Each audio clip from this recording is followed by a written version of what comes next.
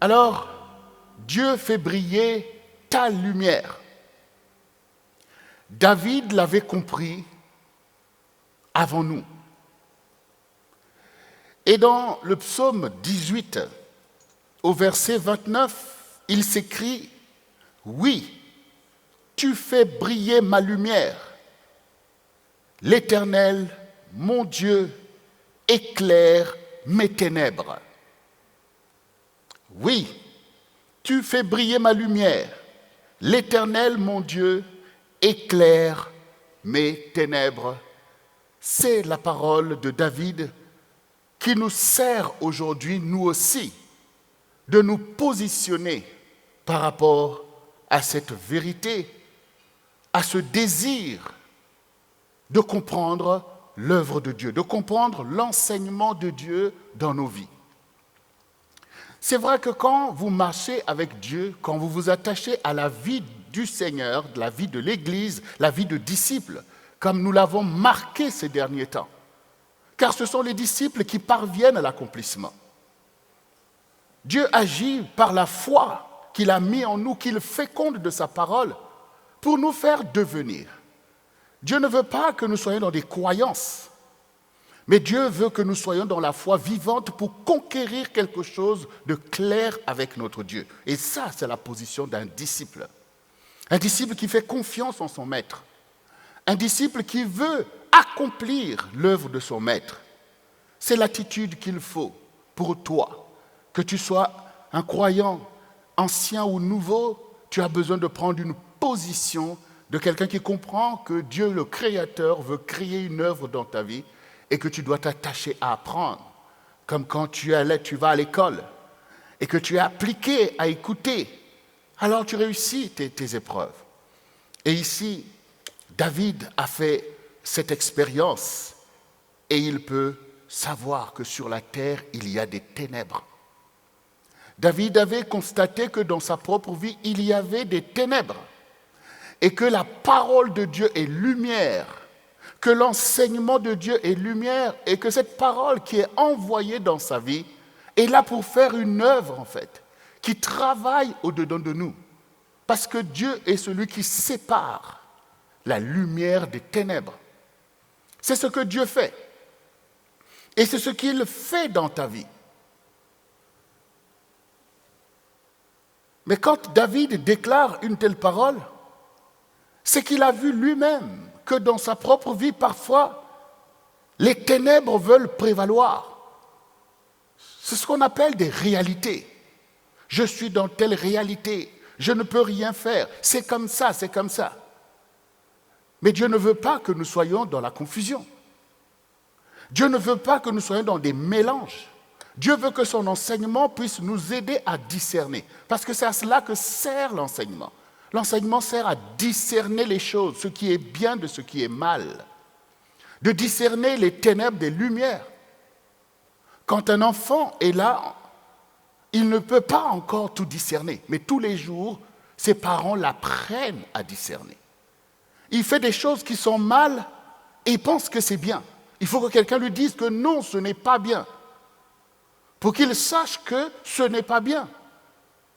Alors que cette chose qui n'est pas bien peut lui procurer un plaisir dans son cœur. Donc on ne peut pas s'appuyer sur les plaisirs pour croire qu'un plaisir c'est bien. Il y a des gens qui prennent plaisir à aller tuer les gens. Vous allez dire que c'est bien parce que son âme a pris plaisir dans la mort des gens. Donc il faut bien que quelqu'un lui enseigne que ce n'est pas bien, malgré ce que tu ressens parce que ton cœur est corrompu. Quand un enfant prend du sucre, qu'il mange, il trouve que ça lui donne une sensation agréable. Alors il va commencer à manger du sucre. Mais s'il n'y a personne pour lui dire que ce n'est pas bien de manger du sucre comme ça, qu'est-ce qui va se passer? Il faut bien que quelqu'un lui enseigne à discerner la bonne mesure des choses, les conséquences des choses. Et ça, c'est l'esprit du monde qui fait que par le péché, nous sommes tombés dans des mélanges. On mélange tout, le bien, le mal, l'amour, la haine. Tout est mélangé dans l'esprit du monde. dans la séduction du diable. Je dis oui, c'est bien, tu ne mourras pas, telle ou telle chose. Il faut bien que Dieu, qui est le Dieu de vérité, se lève dans ta vie pour te faire savoir que ça, ce n'est pas bien. Que haïr ton frère, ce n'est pas bien. Haïr ta sœur, ce n'est pas bien. Il est là pour te faire savoir, comme nous l'avons vu, que même haïr ton ennemi, lui qui te hait, tu es comme lui, ce n'est pas bien. Jusqu'à te faire comprendre que aimer ton ennemi, c'est ce qui est bien. Il faut bien que quelqu'un t'enseigne ces choses. Celui qui sait séparer entre la lumière et les ténèbres, afin que ta lumière ne soit pas corrompue, mais que ta lumière brille jusqu'à éclairer les autres. Il y a des choses dans ta vie que tu penses que, oui, c'est bien pour moi, je sens que ça me fait briller. Mais une lumière qui n'est pas capable d'éclairer les autres, en fait, c'est une illusion. C'est une illusion. Si ta lumière n'éclaire pas les autres, c'est-à-dire que si ton témoignage n'encourage pas quelqu'un d'autre, ne délivre pas quelqu'un d'autre, ne transforme pas quelqu'un d'autre, ce que tu penses est une illusion. Parce que la lumière, quand elle brille pour tout le monde. Elle brille pour tout le monde. Donc, quand le Seigneur t'enseigne, il établit une œuvre que tout le monde peut voir. C'est un fruit que tout le monde peut manger et donner des louanges à Dieu. C'est ce que la parole nous enseigne. Et David, ici, il a compris. Il dit, Seigneur, fais briller ma lumière. Éclaire mes ténèbres. Et nous connaissons aussi les choses qui sont arrivées dans la vie de David, notamment. Un jour, David était là sur les hauteurs de sa maison et il a vu une femme qui était en train de prendre son bain. Et il a commencé à regarder cette femme. Il n'a pas réalisé que ce qu'il était en train de faire à ce moment-là, déjà n'était pas bien.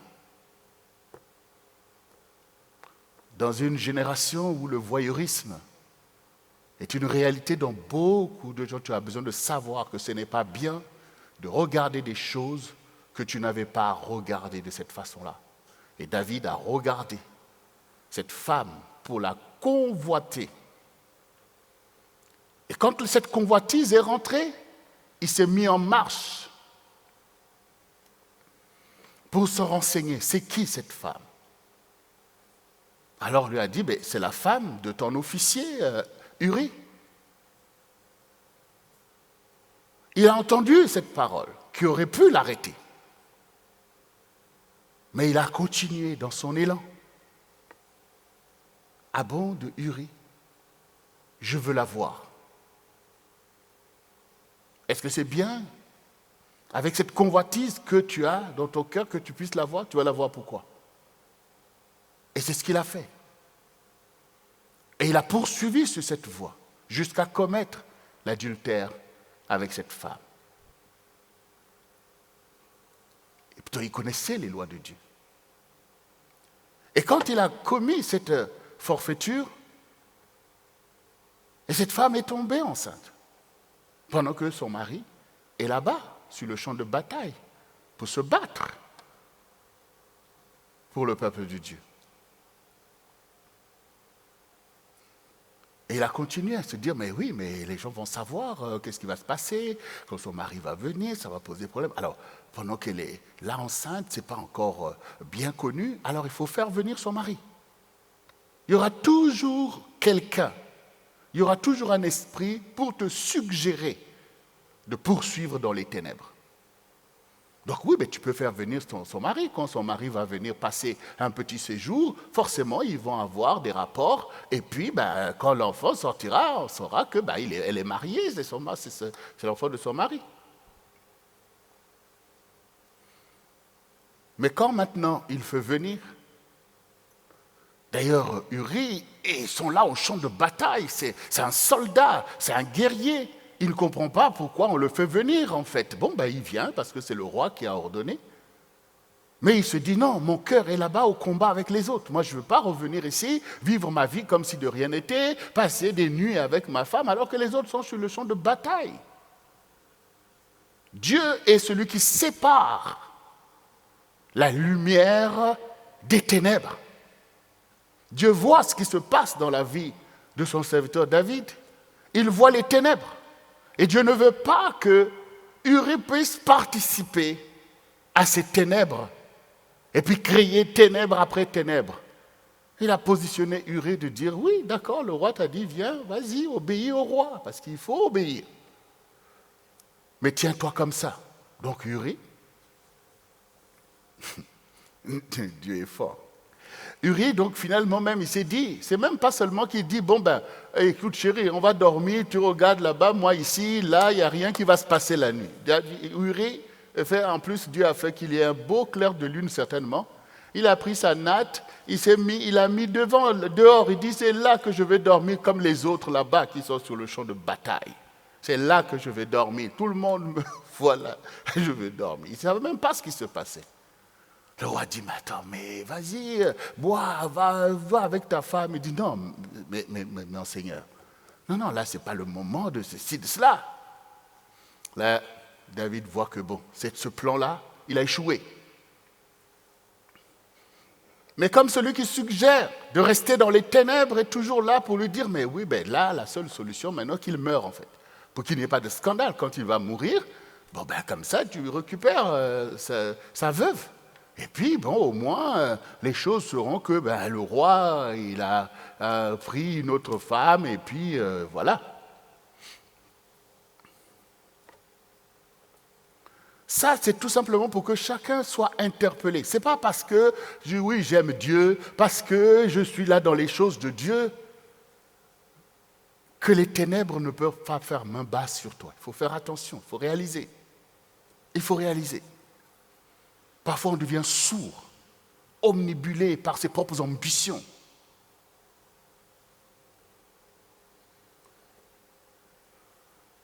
Alors, David, ajouter péché sur péché, va maintenant entreprendre de faire périr un soldat, un serviteur de Dieu. Allez, place-le dans une situation dangereuse, mets-le en première ligne afin qu'il meure. On commence à contaminer d'autres, à faire, à participer au mal, à participer aux ténèbres. Parfois ça arrive au milieu des enfants de Dieu. Des coups fourrés, on emballe tout le monde dedans, oui, ceci, on murmure, on fait plein de choses, et puis tout le monde se retrouve dans les ténèbres. L'obéissance ne sert pas à faire le mal. C'est bien d'obéir, oui, c'est le roi qui a dit et tout ça. Mais est-ce que Dieu a placé le roi pour entraîner le peuple dans le mal?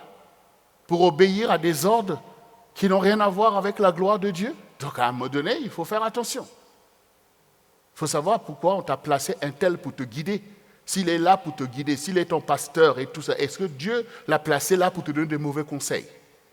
Est-ce que Dieu l'a mis là pour te faire pécher, soit disant, oui, j'obéis. Tu obéis à quoi? À la parole de Dieu? À la volonté de Dieu? À ce qui est admirable? Ce qui sauve ta vie? Voilà, même le chef de l'armée savait que le roi est mal positionné, que ce n'est pas normal. Et pourtant, ils ont placé ce soldat en position à ce qu'il périsse. Les ténèbres sont sur la terre. Les ténèbres gangrènent la vie humaine. Et Urie a péri.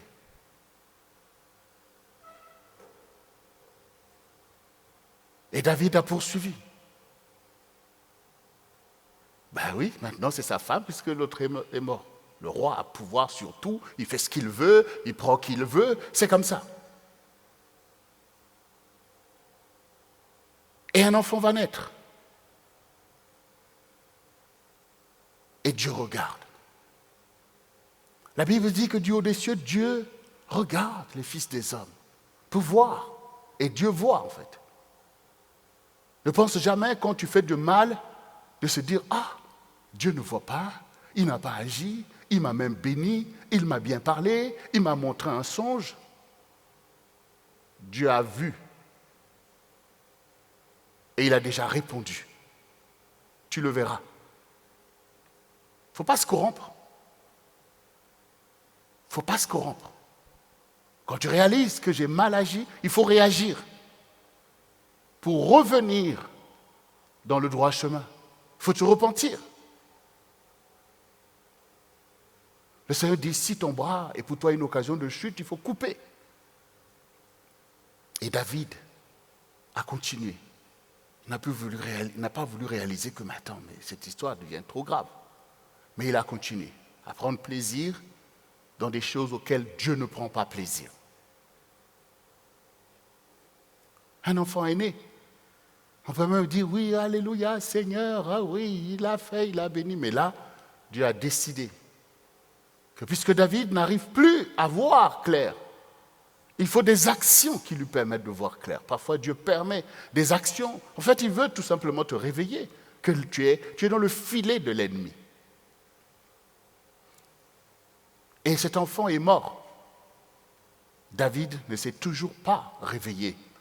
Il n'est toujours pas sorti de sa séduction et des ténèbres.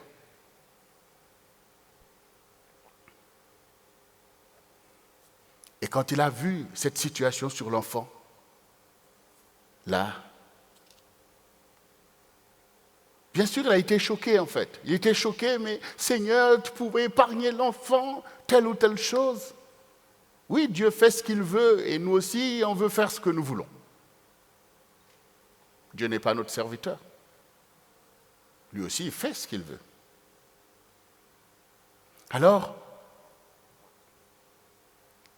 parce que dans ces choses qui sont trop chocs, tu ne sais même plus comment ça a commencé. Tu es là, mais Dieu, tu aurais pu faire telle chose. Jusqu'à ce que le prophète vienne vers David pour lui parler d'un homme qui avait un grand troupeau de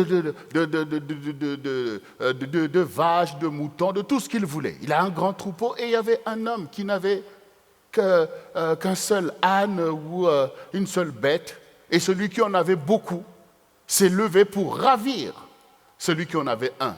David, en tant que roi, en tant que conducteur du peuple de Dieu, s'est dit, mais qui a fait ces choses afin que je puisse le corriger? Et le prophète dit, mais c'est toi. Oui, c'est toi. Tu as toutes les femmes, toutes les concubines. Si tu en voulais d'autres, tu aurais pu les avoir. Mais Uri avait quoi? Uri dont tu as pris la femme. Là, David, tout d'un coup, réalise les ténèbres qui sont rentrées dans sa vie et qu'il a introduit même au milieu du peuple de Dieu. David réalise, parce que Dieu est venu séparer la lumière des ténèbres. Oui, la lumière, on ne peut pas dire que dans la vie de David, il n'y avait pas la lumière. Il y avait la lumière, et nous le savons, nous voyons sa vie. Nous savons ce que David est pour Dieu. Nous savons ce qu'il est pour le peuple de Dieu. Donc Dieu avait semé en lui des bonnes semences qui sont la lumière. Il avait mis en lui un état d'esprit de courage pour Dieu, d'héroïsme et toutes ces choses qui sont la lumière. Mais Satan est venu semer aussi les ténèbres. Et Dieu devait séparer par la parole prophétique. Et là, David s'est repenti. C'est pour ça qu'il dit ici, fais briller ma lumière, en fait. Il faut que ma lumière règne, et non pas les ténèbres qui viennent compromettre ma lumière. Fais briller ma lumière, fais briller mon témoignage. Aide-moi, afin que les mauvaises choses qui ternissent mon témoignage soient enlevées. C'est ça ce que Dieu fait, et c'est ce qu'il veut, c'est ce qu'il fait dans ta vie. Tu sais ce qui a pu se passer dans ta vie, des choses que tu as pu faire. Mais ça ne veut pas dire que dans ta vie, il n'y a pas la lumière de Dieu. Il faut tout simplement que cette lumière brille. Mais pour que cette lumière brille, il faut que Dieu sépare. Il faut séparer, il faut enlever les ténèbres pour que la lumière puisse prévaloir. C'est à ça que sert l'enseignement. C'est ce qu'il faut comprendre de chaque message que tu reçois. Dieu est donc celui qui fait briller, comme Dieu a fait briller la lumière de David. Voilà. Ces choses nous permettent de montrer comment David est rentré dans sa consécration. C'est par l'aide de Dieu, c'est par la révélation de la parole et c'est par la repentance que David demeure un homme selon le cœur de Dieu. Parce que Dieu est capable de purifier son cœur. Mais il y a encore des personnes dont le cœur est fermé à l'action de Dieu. Le cœur est fermé dans la corruption. Non. Dieu veut véritablement travailler dans ton cœur afin que ta lumière brille. Car c'est là ton salut. Car c'est là ta joie. Et nous le voyons encore ici dans Ésaïe 58. Nous pouvons lire du verset 7 au verset 10, il faut bien comprendre. Le Seigneur dit ici, partage ton pain avec celui qui a faim et fais entrer dans ta maison le malheureux sans asile. Si tu vois un homme nu, couvre-le et ne te détourne pas de ton semblable. Alors ta lumière poindra comme l'aurore et ta guérison germera promptement. Ta justice marchera devant toi et la gloire de l'Éternel t'accompagnera. Alors tu appelleras et l'Éternel répondra. Tu crieras et il dira, me voici. Si tu éloignes du milieu de toi le joug, les gestes menaçants et les discours injurieux, si tu donnes ta propre substance à celui qui a faim, si tu rassasies l'âme indigente, ta lumière se lèvera sur l'obscurité et tes ténèbres seront comme le midi. On voit bien que Dieu n'est pas là pour pouvoir que nous soyons dans des religiosités qui ne produisent pas la lumière. Dieu nous enseigne des choses qui sont la lumière, qui nous séparent de l'esprit du monde. Oui, il y a des ténèbres sur la terre. Mais toujours dans le livre d'Ésaïe, il est dit, Ésaïe 6 nous dit aussi que la terre est remplie de la gloire de Dieu. Ça veut dire que la terre est remplie de la gloire de Dieu. Vous voyez, la gloire de Dieu, c'est comme les pierres précieuses. Vous ne les voyez pas à première vue. Tout ce que vous voyez devant vous, c'est des pierres, des ceci. Mais les pierres précieuses sont là aussi. Mais il faut creuser pour aller les chercher. Vous voyez? Il faut creuser pour aller les chercher. Il faut aller retourner les fleuves, les eaux pour aller trouver du diamant. Donc la gloire de Dieu est là. Nous voyons que la méchanceté, nous voyons la haine, la colère, le terrorisme, tout ce que vous voyez, pour nous faire croire que sur la terre, il n'y a que les ténèbres. Non, il y a la gloire de Dieu. Donc, toi aussi, tu peux te retrouver dans une culture, dans un comportement où tu fais comme tout le monde, en fait. Ah non, mais tout le monde est dans la méchanceté, tout le monde est dans du n'importe quoi, tout le monde est dans l'impureté, tout le monde est dans l'impudicité. Et toi aussi, tu vas te dire que, mais oui, c'est comme ça, hein, on n'y peut rien, hein, c'est comme ça, hein, c'est comme ça, c'est comme ça comment? C'est comme ça comment? Il y a des cailloux et il y a des pierres précieuses, c'est différent. Donc, il y a les autres et il y a toi. Il y a ceux qui sont remplis de haine, mais il y a toi qui es rempli d'amour. Parce que Dieu t'a enseigné ces choses et que tu désires la lumière. Donc il n'y a pas à se laisser vautrer dans l'esprit du monde pour reproduire les œuvres du diable. Pour que même on dise que ouais, les croyants, mais ils sont où? Quelle est leur lumière? Ils font les mêmes choses que nous, les mêmes colères, les mêmes ceci, les mêmes impudicités, les mêmes choses, les divorces, tout ça. Donc où est ta lumière? Où est ta lumière? Où est ta lumière? On voit dans la Bible, on sait c'est qui les enfants d'Israël. C'est le peuple de Dieu. Dieu les a oints. Ils sont effectivement la lumière du monde. Comme le Seigneur dit, le salut vient des Juifs. On sait comment leur vie a été marquée de la gloire de Dieu. Mais on voit aussi des générations qui se sont corrompues, qui se sont tournées vers des idoles muettes et que Dieu a rejetées. Mais on sait, on ne peut pas se dire que oui, ce peuple-là, c'est n'importe quel peuple, parce que le sceau de Dieu reste au milieu d'eux. C'est tout simplement de faire le choix de briller ou de se vautrer finalement dans la corruption et que ta lumière soit ternie. Mais Dieu les représente comme le pectoral sur la poitrine du souverain sacrificateur. Chaque tribu représente une pierre précieuse. C'est ce qu'est l'Église aussi. C'est ce qu'est l'Église. C'est ce qu'est l'Église.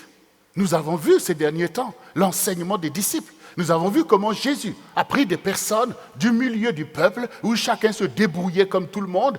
On a vu comment il a enseigné Pierre, comment il a changé leur cœur, comment il leur a oint du Saint-Esprit. Et on voit leur témoignage au firmament de l'histoire. Ils brillent jusqu'aujourd'hui par l'enseignement qu'ils ont reçu parce qu'ils ont accepté que Jésus puisse séparer la lumière des ténèbres qui étaient dans leur vie.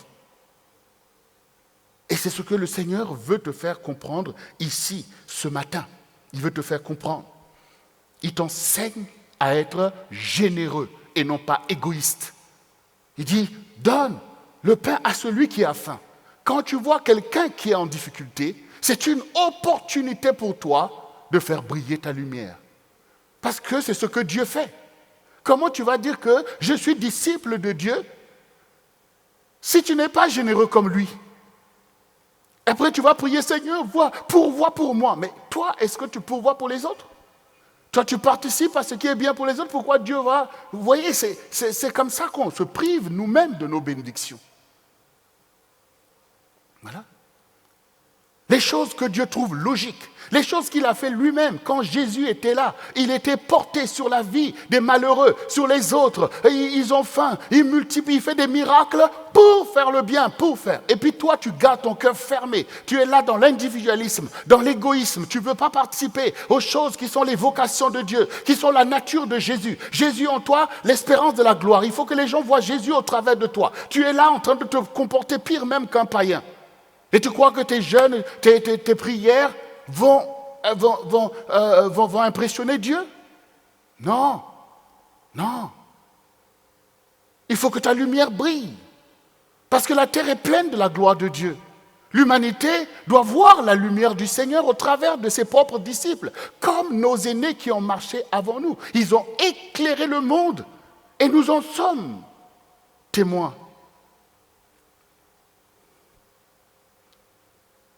Il ne faut pas croire que Dieu va regarder parce que tu es là, j'ai prié, je suis venu, j'ai fait ceci. Dieu veut que ta vie soit une lumière au milieu de ta génération.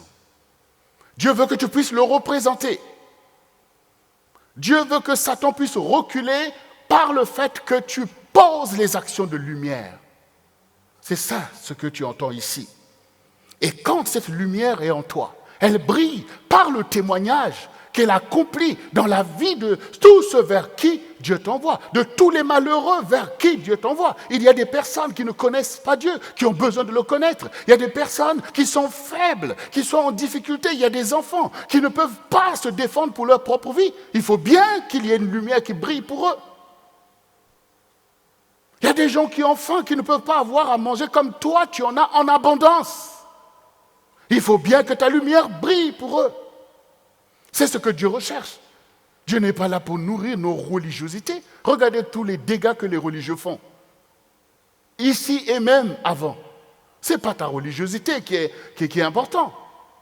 C'est ton témoignage à la gloire de Dieu. C'est ta consécration, ta capacité à vaincre ton ennemi qui emmène les ténèbres, qui sont la séduction, qui l'emmène dans l'âme de l'homme. Aujourd'hui, bien-aimé, il est temps que tu comprennes. La différence doit être marquée. Il y en a qui connaissent Jésus-Christ, qui sont disciples de Jésus. Ils doivent faire ce qu'est Jésus et non pas ce qu'il n'est pas. On doit voir cette différence. Tu dois être une bénédiction pour ta famille, pour l'Église, pour ta génération. Parce que ta lumière doit briller. Ta lumière doit briller. Et tu dois t'attacher à la lumière. Pas quelque chose et son contraire. Pas quelque chose et son contraire. Tu ne peux pas aujourd'hui dire que l'amour c'est bien et te laisser manipuler par l'ennemi pour dire ouais, la haine aussi c'est bien parce que lui là il est ceci, cela. Vous voyez, pas quelque chose et son contraire.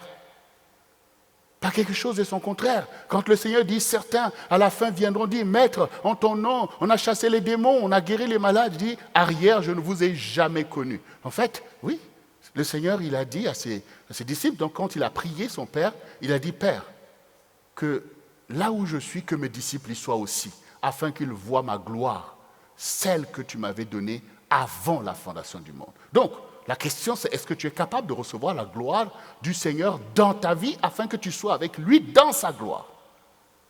C'est ça. C'est ça, ta vie de croyant. C'est ça, ta quête religieuse. Ça sert à laisser Jésus-Christ vivre en toi. C'est de poursuivre le témoignage de ton maître, parce que c'est comme ça qu'il a vaincu Satan, qu'il a vaincu les dominations, les principautés, les puissances de l'air. Et c'est ce que nous voyons dans le livre d'Ésaïe 6.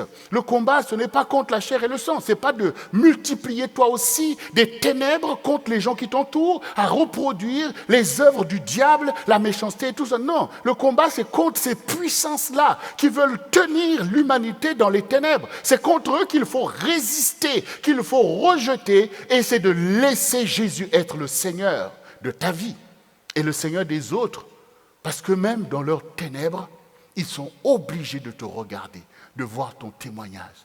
Ça, même les païens, ils savent reconnaître en fait. Ils savent reconnaître les hommes saints, les femmes saintes, ils savent reconnaître en fait, parce qu'il y a toujours dans l'esprit de l'homme, dans sa conscience, une capacité de discerner le bien et le mal. Maintenant, les gens préfèrent se laisser aller à des choses vaines par la jouissance du péché, voilà. Et il y en a d'autres qui se disent, je me bats pour des valeurs que Dieu m'a données et qui donnent leur vie dans cette affaire. Donc ce matin, le Seigneur te dit clairement que ta lumière va briller, et que dans cette position, tu appelleras et Dieu répondra. Voyez? Donc Dieu nous montre aussi que c'est bien de prier. Seigneur, fais ceci, Seigneur, fais ceci. Mais ici, il est quand même dit que c'est ta position, c'est ton choix aux choses de Dieu. Si tu es dans la corruption, Dieu entend, mais il regarde, il dit continue à te séduire, continue à te séduire. Comme on a vu tout à l'heure avec l'exemple de David, quand il a dévié. Voyez? Mais quand maintenant David rentre véritablement dans l'obéissance, qu'il cherche la gloire de Dieu, quand il invoque, Dieu répond. Et c'est ce qu'il dit lui-même. Du sein de la détresse, j'ai invoqué ton nom et l'Éternel m'a répondu. Toi aussi, tu as besoin que Dieu te réponde. Parce qu'il n'y a aucun homme qui n'a pas besoin de secours de son Dieu. Tu as besoin d'invoquer parce que sur cette terre, il y a des situations. L'ennemi va vouloir charger et il y a des réalités. Tu as besoin que ton Dieu soit avec toi. Que toutes les promesses de Dieu pour veiller sur ses saints soient avec toi, car le Seigneur dit, ne touchez pas à mes oints et ne faites pas du mal à mes prophètes. Voilà, ne touchez pas à mes oints. Mais cette onction-là, cette onction que Dieu veut déposer sur ta vie, cette onction royale qu'il veut mettre sur toi, au point où il dit, ne touchez pas à mes oints. Tu as besoin de rentrer dans ça. Le pouvoir, ça se reçoit, c'est ce que nous avons vu tout à l'heure. Dieu nous donne force, pouvoir et puissance. C'est ce que nous avons vu en fait. Il nous donne. Mais quand vous donnez quelque chose à quelqu'un, il faut bien qu'il prenne. S'il ne prend pas, s'il ne désire pas, mais il faut qu'il prenne. Il faut qu'il prenne. Il faut qu'il prenne. Là, nous sommes concernés par ce qui s'est passé aux États-Unis. C'est les élections. Après, on ne sait pas, un tel dit que j'ai gagné, l'autre dit que j'ai gagné. À un moment donné, chacun est prêt. Joe Biden est prêt parce qu'il s'est battu pour ça. Donald Trump, il veut continuer, il s'est battu pour ça. Maintenant, on attend que quelqu'un dise que le peuple américain t'a donné le pouvoir. Alors, si maintenant que les choses ont été déclarées que Joe Biden, c'est à toi que le peuple américain a donné le pouvoir, si maintenant il dit, je ne veux pas avoir des problèmes avec Trump parce que lui il dit que, bon, c'est moi je ne veux pas avoir des problèmes. Qu'est-ce qui va se passer? C'est la confusion totale. C'est la confusion totale. On va dire, bon, si c'est avec un tel caractère, un tel comportement, il vaut même que ce soit Trump qui continue. Parce qu'on voit bien que tu n'es pas capable de prendre le pouvoir qu'on te donne pour conduire la plus puissante nation du monde et assumer un leadership. Mais on voit que, même si Trump souvent se moquait de lui en disant « Sleepy John », c'est-à-dire John qui dort, mais on voit qu'il a compris que c'était un temps, un destin qui se présentait à lui. Que même s'il est aujourd'hui le plus vieux président américain élu, Mais il a compris que l'histoire se tournait vers lui. Il a compris qu'il avait l'opportunité de jouer un rôle et il s'est positionné, il a attendu. Dès que ça a été proclamé, il s'est levé pour dire « Je serai ». Dieu aussi nous tend les choses.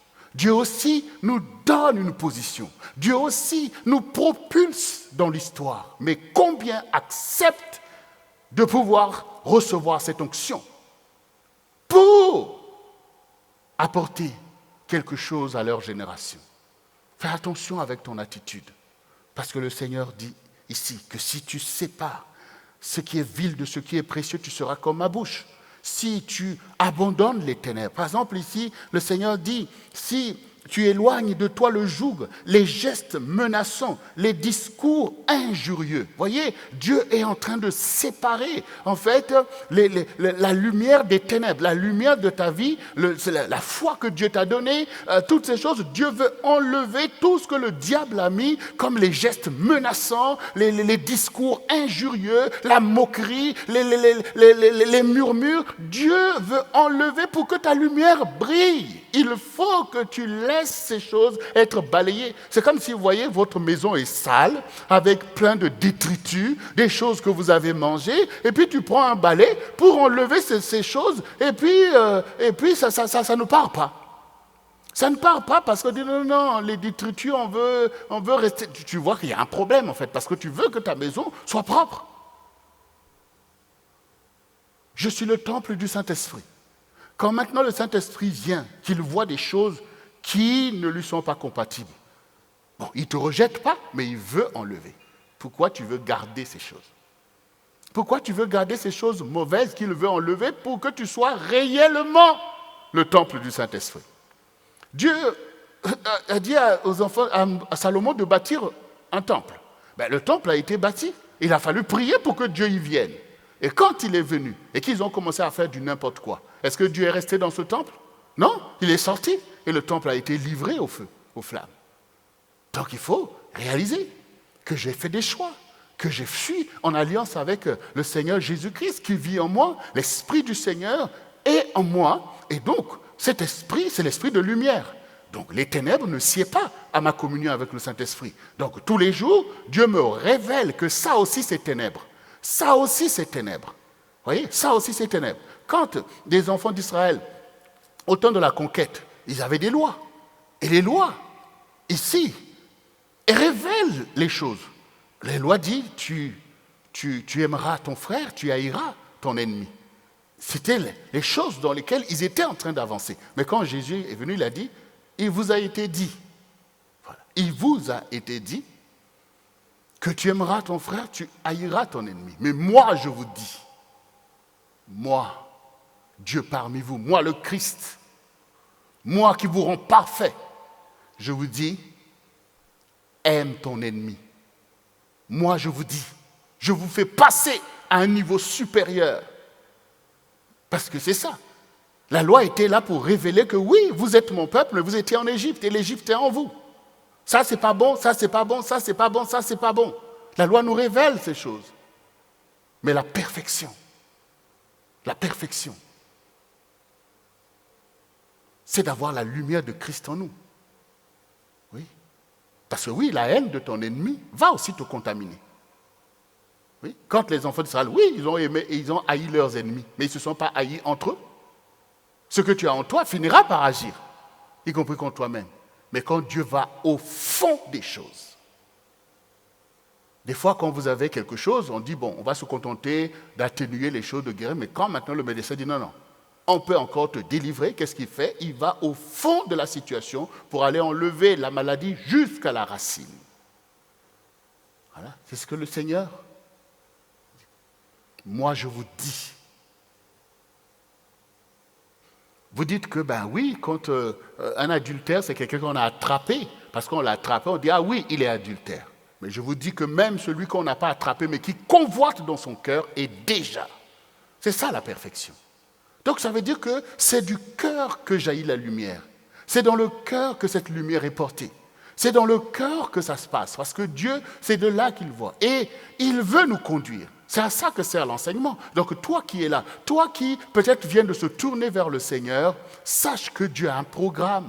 Dieu est là pour te former. Il faut que les voies de l'Église soient claires. Il faut que tous ceux qui viennent au Seigneur sachent, comme quand on est allé à l'école, on nous a dit que nous allons partir de l'école primaire, même jusqu'à l'université pour devenir des professeurs, des docteurs et toutes ces choses. Donc il faut que le cheminement dans l'Église ne soit pas des religiosités. On arrive, on ne sait même pas ce qu'on cherche, qu'est-ce que Dieu dit. Non, nous devons venir devant le Seigneur parce que l'Église est comme celle qui a commencé avec Jésus et nous poursuivons l'œuvre du Seigneur. Nous devons être enseignés des voies du Seigneur parce que c'est comme ça que le Seigneur a dit justement à l'apôtre à Saul de Tarse, il dit « Je t'ai choisi et je t'envoie vers les païens afin que tu les fasses passer des ténèbres à la lumière, de la puissance de Satan à Dieu, afin qu'ils obtiennent en mon nom le pardon de leurs péchés et l'héritage avec les sanctifiés. » Voilà, c'est ça.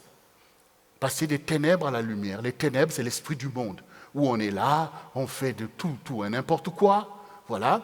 Et la puissance de Satan, c'est la corruption. C'est le paganisme. Il dit oui, tu peux faire, tu ne mourras pas. Mais écarte-le, écrase-le, fais comme ça, profite. C'est cette vie des ténèbres, c'est dans la nuit qu'il opère. Ça, c'est ce que nous voyons qui gangrène dans l'humanité. On est tous désolés de voir ce qui se passe dans l'histoire, dans nos nations. On parle de démocratie, mais quand on voit des coups fourrés, des choses sont là, les plus forts écrasent les plus faibles. On voit des guerres, on voit toutes ces choses. On est désolé de tout cela. On aurait voulu que le monde soit différent.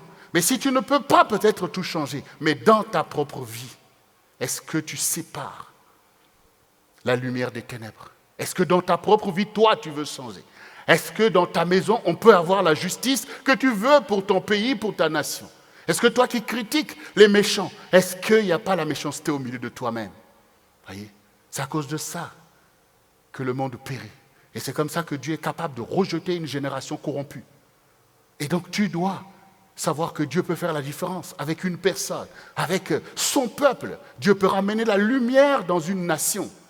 S'il y a quelqu'un qui veut séparer sa lumière des ténèbres, Dieu est capable d'éclairer.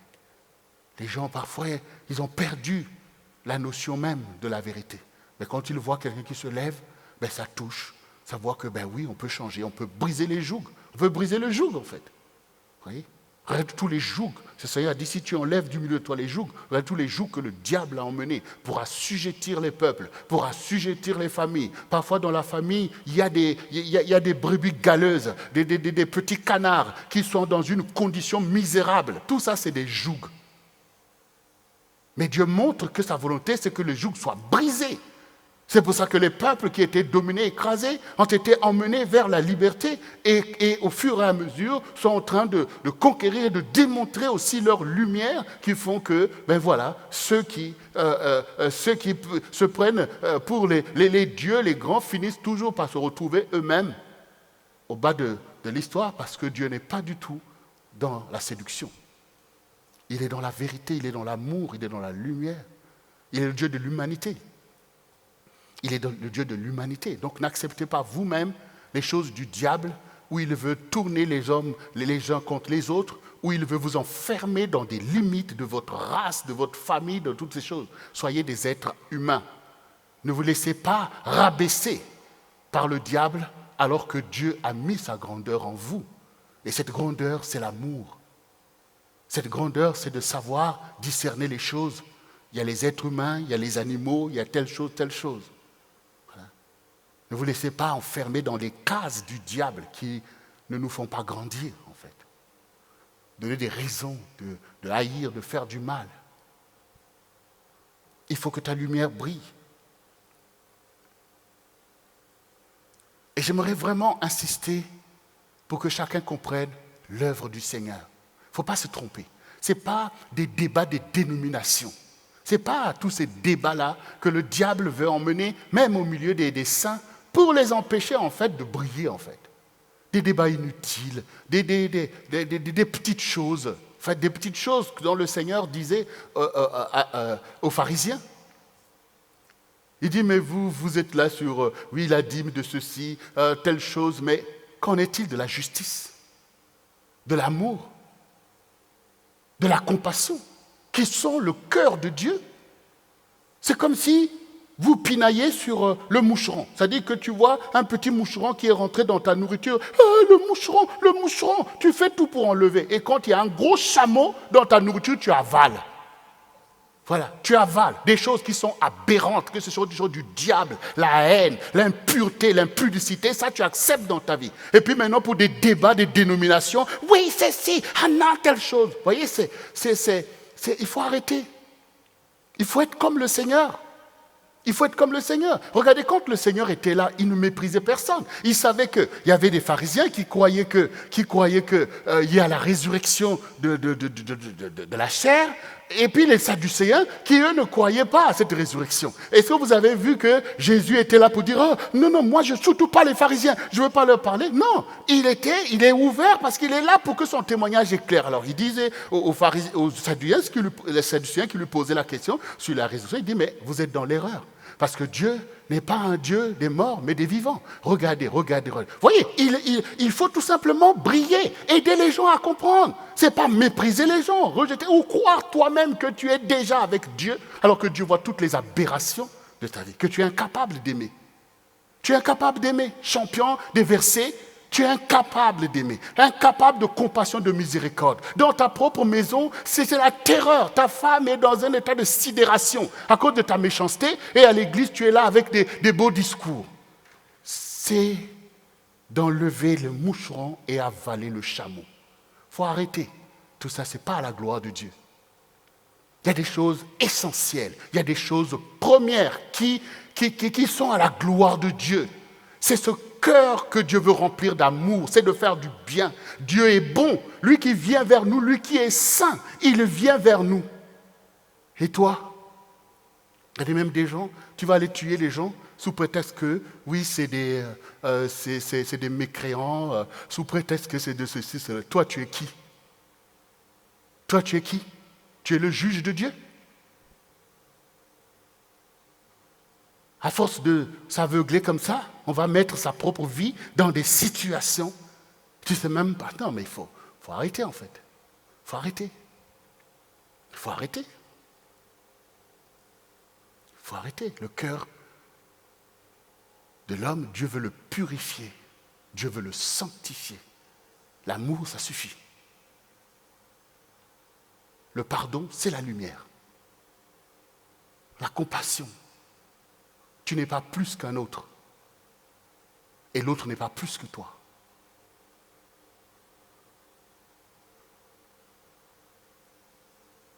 Et on n'a pas besoin qu'il se passe des choses terribles pour qu'on se rende compte que le terrible est déjà dans ton quotidien. Les petites choses, les petits coups fourrés. Vous voyez, quand ceux qui regardent des films Agatha Christie, on dit, les petits, comment il y a un publicité qui dit que les petits meurtres d'Agatha Christie. Les petits meurtres, c'est des meurtres. Et au quotidien aussi, c'est le péché mignon. Il n'y a pas de péché mignon. Ces choses conduisent toujours, ça marche comme ça, comme on a vu l'exemple de David, non? On a vu que ça a commencé comme ça, ah oui, tu convoites, après ça enchaîne. Et dans beaucoup de cas, si on n'avait pas un berger, si on n'avait pas un Dieu qui sait nous arrêter, ben, tout le monde serait dans des forfaits. Il ne faut pas se glorifier en fait. Il ne faut pas se glorifier. Il ne faut pas te faire croire que tu es plus que les autres. C'est qu'en fait, Dieu a vu en toi un esprit d'obéissance et de soumission, alors il te délivre tout le temps des mauvaises pensées qui pointent, des mauvaises attitudes, il te reprend. Et c'est une bonne chose pour toi toujours de réagir, de savoir que non, là j'ai mal parlé, non, là j'ai pensé mal, et de toujours revenir au pied du Seigneur. C'est ça la délivrance. Dieu il ne faut pas croire que tout d'un coup, il n'y a plus les ténèbres qui veulent pointer, mais sauf que tu es un disciple. Tu ne te laisses pas avoir ni par tes propres pensées, ni parce que les gens viennent te dire pour t'instrumentaliser. Tu sais qu'il y a une parole que Dieu t'a donnée.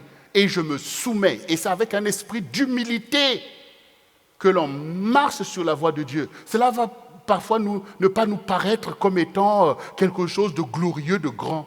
Mais tu sais que Dieu est Dieu. Et que je ne sais pas tout, je ne comprends pas tout. Mais je sais que je sais en qui j'ai cru. Il m'a dit de marcher là. C'est ce que je veux faire. Même si les gens se moquent de moi. Même si je n'ai pas l'impression de voir ce pourquoi je marche. Je veux le faire parce que je lui fais confiance. Parce que si on n'est pas dans cette attitude, Satan va venir se mêler parce que Satan, il se prend pour Dieu. Donc, il va te faire croire que je suis ton Dieu, en fait. Il parle au nom de Dieu et il va te dire, oui, fais ça, va faire ceci, regarde un tel, insulte un tel, fais ceci. Et tu ne te rends pas compte que tu n'es plus avec le vrai Dieu. Que tu n'es plus avec le vrai Dieu, tu es avec le séducteur, le tentateur, qui te fait poser des actions que si tu étais honnête, tu allais voir que, mais non, Dieu ne peut pas me faire poser des actions des ténèbres. Voilà. Par exemple, Dieu ne peut pas me dire de mentir. Et le diable va te dire, mais regarde, Abraham aussi a menti. Et Dieu l'a acclamé. Dieu l'a acclamé. On a vu l'exemple de David, non? Est-ce que Dieu s'est séduit parce que c'est David? On a vu les conséquences.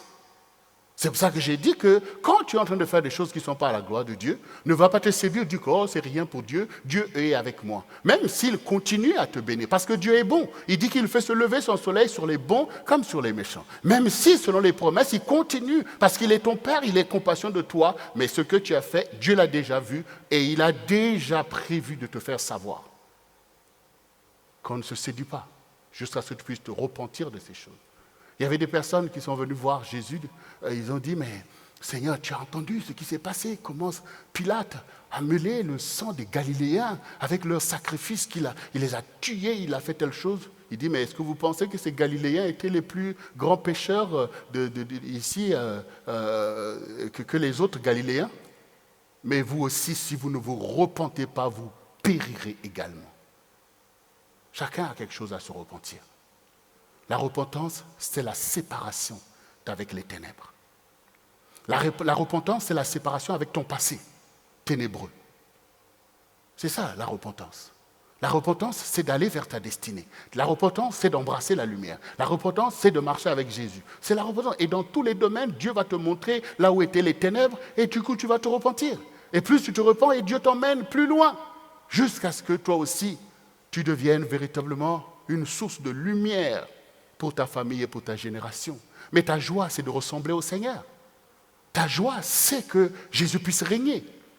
C'est ça ta joie. C'est ça qu'il faut chercher dans l'Église. C'est un enseignement qu'il te faut. Voilà. Pour porter du fruit. Pour que le nom du Seigneur soit béni. Et toutes ces choses sont évidentes, bien-aimés. Parce que nous voyons bien que dans le livre de Genèse 1, du verset 1 au verset 4, il est écrit « Au commencement, Dieu créa les cieux et la terre. La terre était informe et vide. Il y avait des ténèbres à la surface de l'abîme. Et l'Esprit de Dieu se mouvait au-dessus des eaux. Dieu dit « Que la lumière soit. » Et la lumière fut. Dieu vit que la lumière était bonne.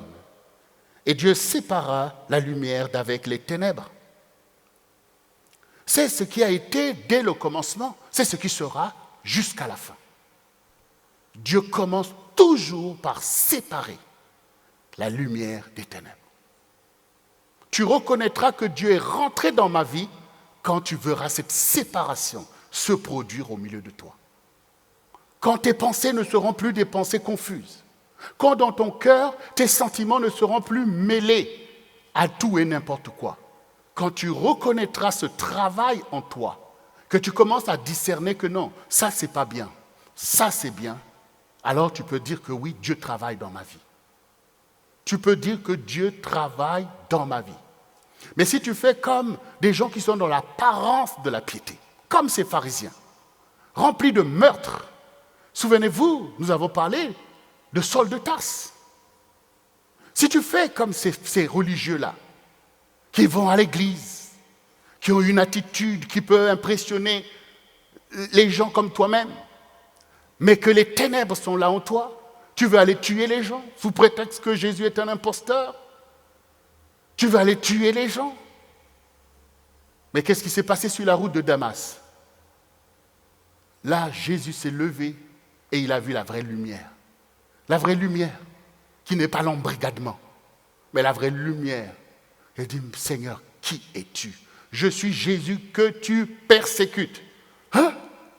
Oui, je suis le Seigneur. Je suis le Seigneur. Il dit, mais je suis perdu. Il dit, ne t'inquiète pas, je suis venu séparer ta lumière des ténèbres. Parce que le Seigneur avait vu que Saul de Tarse était sincèrement dans l'erreur. C'est-à-dire qu'il y avait un bon fond en lui, mais qu'il s'est laissé embrigader par ceux qui l'enseignaient, en fait, et donc il est venu séparer.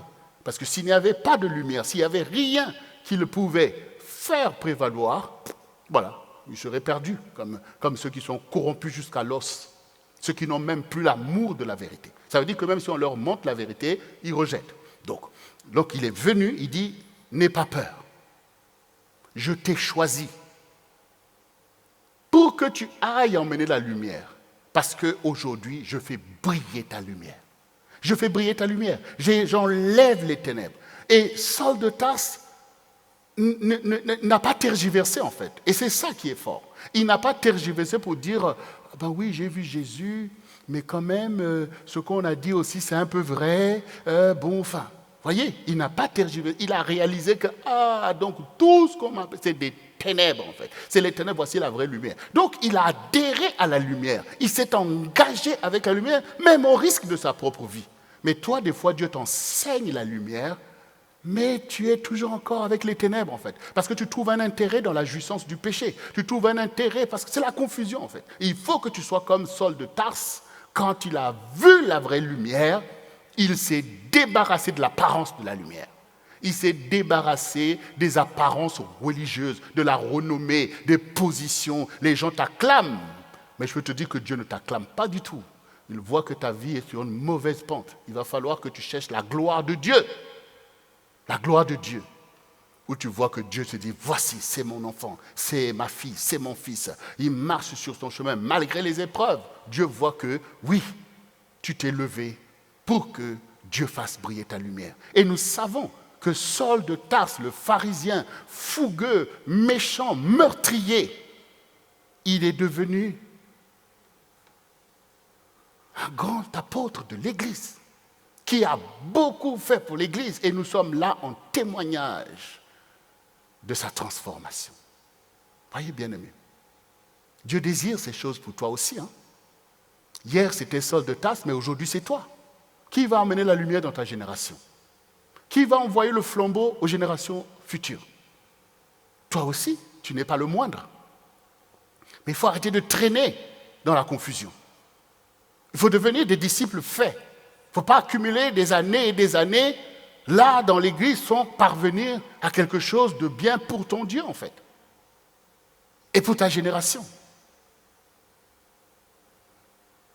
Dieu sépare. Nous avons vu ici. Sur la terre, il y a toujours les ténèbres.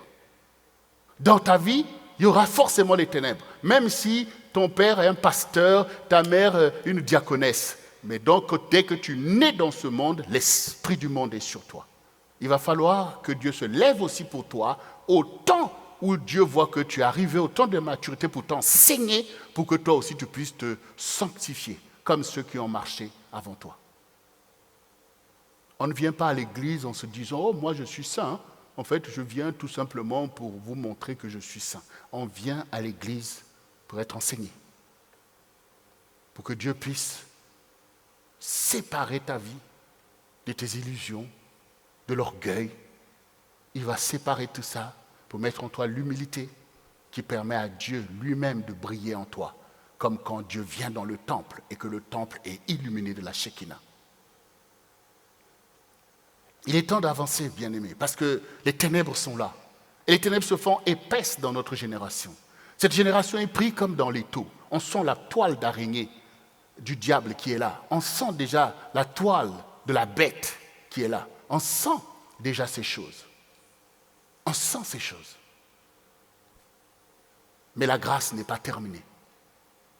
Et puisque la grâce est encore là pour les êtres humains, pour les âmes, il faut que les disciples brillent afin que les âmes qui sont abusées par le diable dans les ténèbres voient la lumière de Christ et que les âmes soient sauvées. C'est pour ça que l'Église est là. Nous savons que l'enlèvement viendra. Mais pendant que Dieu travaille encore avec toi, il fera de toi un instrument pour éclairer les autres. Mais il faut que tu comprennes que tout commence par le fait de séparer la lumière des ténèbres, de séparer ta vie des choses dans lesquelles tu étais impliqué, Les plus jeunes, tu es jeune, tu te tournes vers le Seigneur. Bien sûr, tu réalises que Jésus m'a sauvé, Jésus va me bénir. Toutes les promesses de Dieu sont pour toi. Mais n'empêche pas le travail de sanctification et de consécration qui est la seule garantie de l'accomplissement des promesses de Dieu. Ne soyez pas comme des chrétiens qui poursuivent, oui, les bénédictions, les bénédictions, les bénédictions. Oui, la consécration, la gloire de Dieu, le salut, les vocations, mon ministère, toutes ces choses sont parfaites pour la bénédiction de Dieu dans ta vie. Nous avons pour père Abraham. On sait que Dieu a béni Abraham, mais Dieu a consacré Abraham. Il a dit, marche devant moi en toute intégrité et je rendrai ton nom grand. Quelque chose repose sur une fondation. Et la fondation, c'est cette lumière que Dieu met dans ton caractère, dans ta pensée, dans ta façon d'être, où tu n'es pas un instrument du diable, mais tu es un instrument de Dieu. Faire le bien, ça suffit. Aimer les gens, ça suffit. Être rempli de compassion, ça suffit. Il ne faut pas que le diable te dise, non, tu ne mourras pas. Non, tu peux faire ça aussi. Non, Dieu ne voit pas. Non, Dieu pardonne. Non, bien-aimé. Donc Dieu sépare et la lumière est bien. Malgré tes forfaits comme Saul de Tarse, Dieu a la provision pour te sanctifier. Le problème, ce n'est pas d'être dans la culpabilité par rapport à ton passé. C'est d'être zélé pour aller vers ton avenir. Quand on demande pardon à Dieu, quand on est sincère, Dieu pardonne. C'est ce qu'il t'a promis. C'est ce pourquoi il est venu. Mais ce que Dieu ne veut pas, c'est la corruption. Parce qu'il a la provision pour t'emmener aussi loin que le diable voulait t'emmener, loin dans les ténèbres. Il t'emmènera aussi loin dans la lumière, comme il a fait avec Saul de Tarse. Même si tu es le païen le plus désobligeant de l'histoire, si tu entends la voix du Seigneur, qui a compassion de toi et qui frappe à la porte de ton cœur en te disant, si tu entends ma voix, n'endurcis pas ton cœur. Si tu t'humilies devant le Seigneur, si tu reconnais que l'évangile, c'est la vérité. Et l'évangile, c'est simple. Ce que tu veux pour toi, il faut le vouloir pour l'autre, pour ton prochain. C'est ça l'évangile. Si toi tu veux, je veux être bien, je veux que les gens m'aiment, je veux que Dieu m'aime, eh bien il faut vouloir que l'autre aussi bénéficie des mêmes choses. C'est ça l'évangile. Donc on ne peut pas dire qu'on ne sait pas ce qui est bien, on ne sait pas ce qui est mal. Ce qui est bien, c'est que ce que tu veux pour toi. Tu ne veux pas des mauvaises choses pour toi. Et donc tu peux comprendre que l'autre aussi veut ces choses. Et si je peux l'aider à avoir ces choses, donc c'est de Dieu. Voyez ? Donc, bien-aimé, Dieu sépare.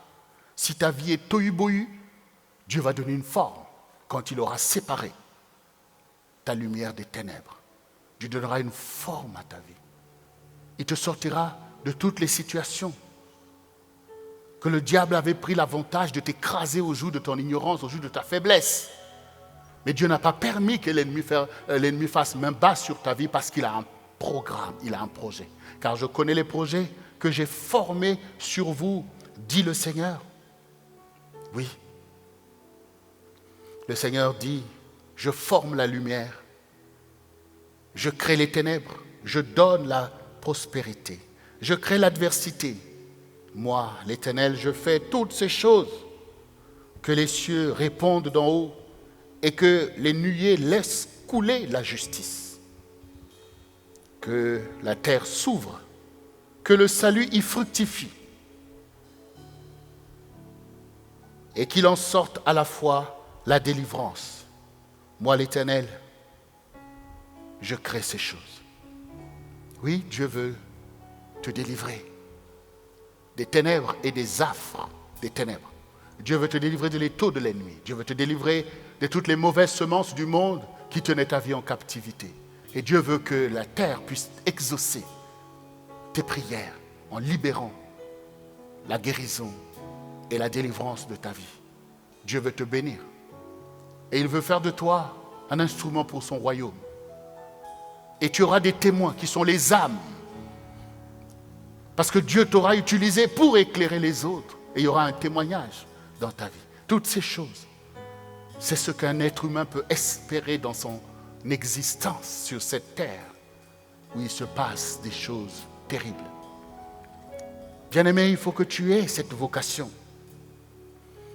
Et et ne pas craindre, surtout pour ceux qui s'engagent avec Dieu et qui ont la joie de tourner leur cœur au Seigneur, qui ont abandonné leur mauvaise voie.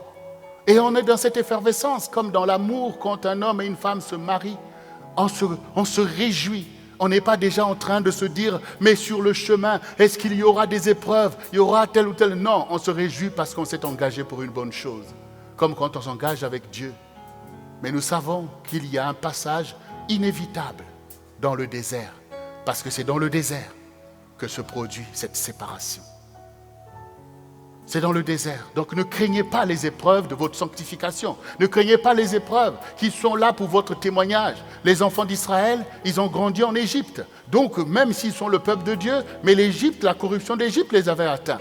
Il fallait passer par le désert. Et le Seigneur dit, oui, je t'ai fait passer par ce désert grand et affreux pour connaître ce qui était dans ton cœur afin de t'humilier et de te faire du bien par la suite. Vous qui vous êtes engagés avec le Seigneur, votre vie comme la vie d'ailleurs passe par la voie étroite, passe par des challenges, mais ce sont des challenges de consécration. Ne soyez pas tristes à cause de ces épreuves. Ne soyez pas tristes quand l'ennemi s'acharne contre vous. C'est parce qu'il voit déjà votre lumière qui brille.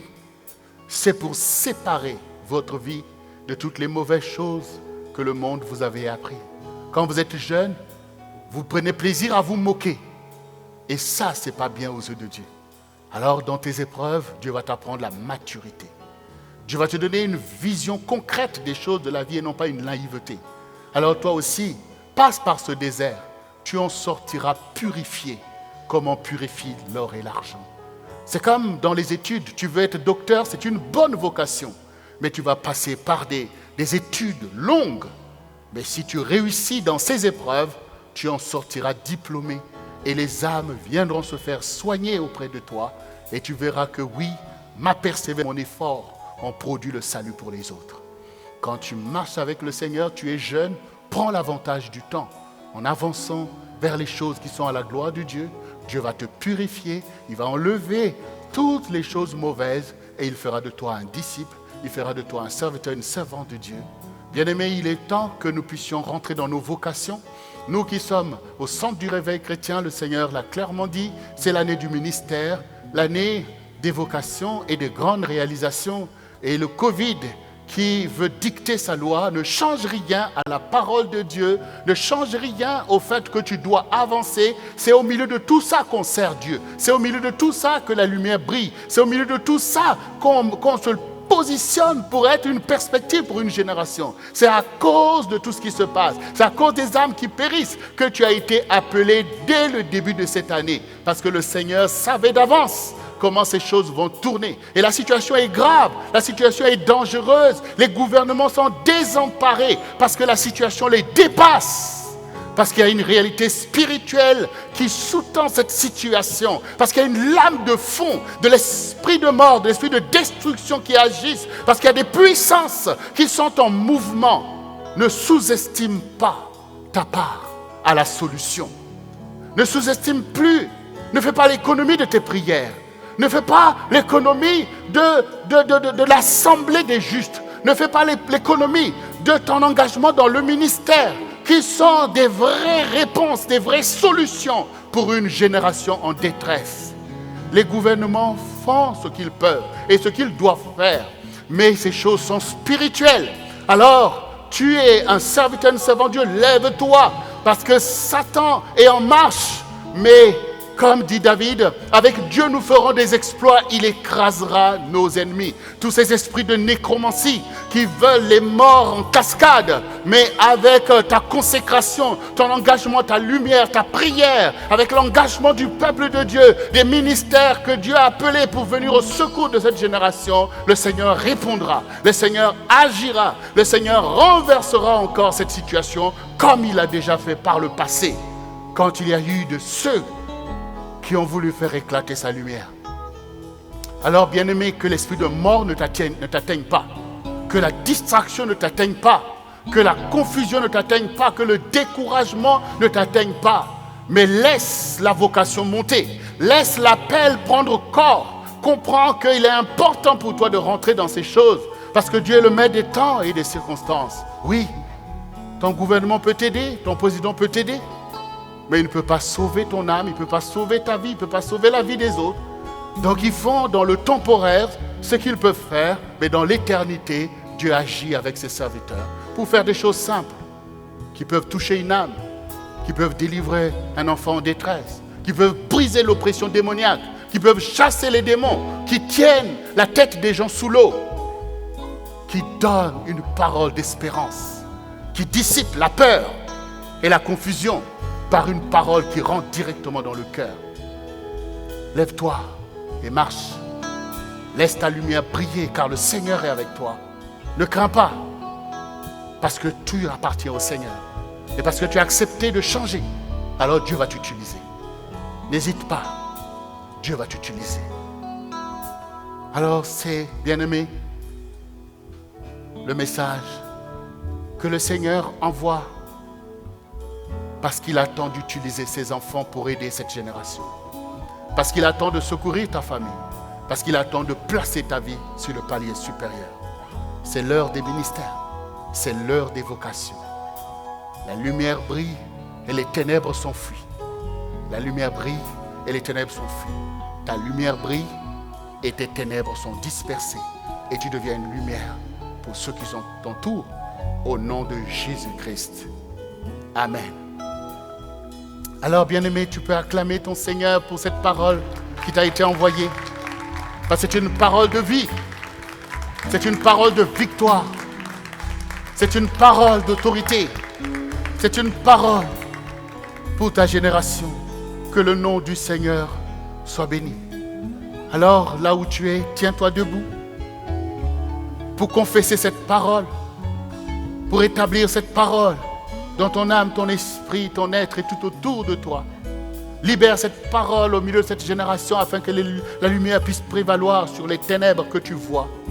Et répète après moi. Seigneur Jésus, tu es Dieu.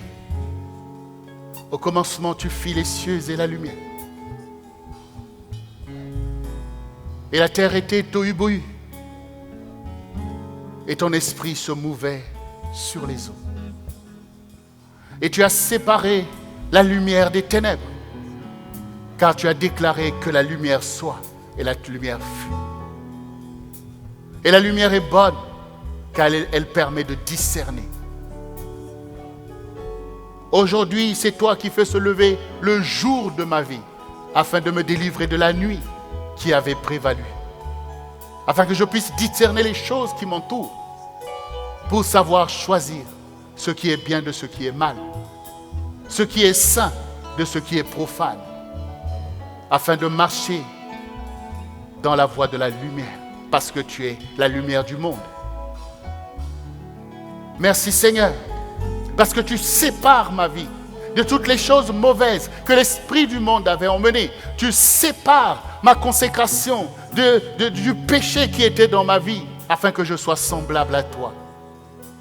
Œuvre Seigneur, purifie ma vie, comme tu as purifié la vie de Saul de Tarse, afin que je sois ton disciple et que je puisse, Seigneur, servir ton peuple et ton Église, afin que je puisse être de celui qui appelle les âmes au salut. Je le crois, car tu as un projet pour moi et j'accepte ce projet. J'accepte ta parole, car je comprends ta parole et j'obéis à ta parole. Parce que je renonce à la confusion, je renonce à la corruption et je me tiens là où tu m'as placé sur le roc. Je t'aime Seigneur et j'aime ta parole car elle est la vérité. Purifie mon cœur afin que mon cœur soit attaché à ce qui est bien. Afin que je sois Seigneur une source de bénédiction pour mon prochain et non pas un piège. Et avec l'assemblée des saints, je veux te louer. Et avec le peuple de Dieu, je veux marcher en faveur de cette génération, afin que les âmes soient sauvées. Car les âmes t'appartiennent, Seigneur. Me voici, Père. Tu es l'Éternel qui guérit ma vie. Tu es l'Éternel qui sépare mes ténèbres et qui fait briller ta lumière en moi, Seigneur. Oui, Père, je veux porter beaucoup de fruits pour ta gloire. Car c'est à cela que tu m'as appelé. Je veux me réjouir de ce qui te réjouit. Et je renonce à l'amour du monde, car l'amour du monde est inimitié vis-à-vis de mon Dieu. Je veux donner ma vie pour ta gloire et donner ma vie pour les autres, pour que les plus faibles soient fortifiés, pour que ceux qui sont dans les ténèbres voient la lumière, pour que ceux qui sont affligés soient consolés, pour emmener une bonne nouvelle à ceux qui sont accablés par le diable. Je te rends grâce, je te dis merci Seigneur. Dans ces temps de confinement, tu es ma liberté. Dans ces temps de pandémie, tu es ma guérison, tu es ma protection, tu es ma victoire. Oui, je marcherai vers ma destinée pour l'accomplir, parce que tu es avec moi. Quand je traverse la vallée de l'ombre de la mort, je ne crains aucun mal, car tu es avec moi, Seigneur. Ta houlette et ton bâton me rassurent. Tu ointuiles ma tête et ma coupe déborde. Oui, le bonheur et la grâce m'accompagneront tous les jours de ma vie. Et j'habiterai dans la maison du Seigneur pour le restant de mes jours. Moi et ma maison, nous servirons l'Éternel de génération en génération. Merci Seigneur pour ta miséricorde, car tu ne m'as pas rejeté à cause des choses mauvaises qui étaient dans ma vie, mais tu es venu pour me sauver parce que tu es humble et plein de compassion. Oui Seigneur, ma vie t'appartient parce que tu es le héros de ma vie. Tu as réussi ton œuvre en moi, Seigneur éternel, car c'est une œuvre puissante qui fait passer des ténèbres à la lumière, de la puissance de Satan à Dieu. Oui, en ton nom, j'ai obtenu le pardon de tous mes péchés. Et maintenant, je reçois l'héritage avec les sanctifiés. Héritage de lumière, héritage de paix, héritage d'amour et de vie éternelle. Oui, Seigneur. Et je veux qu'autour de moi, Seigneur, que tous reçoivent cet héritage parce que tu as donné ta vie pour toute l'humanité. Oui, Seigneur, tu l'as fait. Merci, Père. Reçois la gloire. Sois élevé et sois glorifié.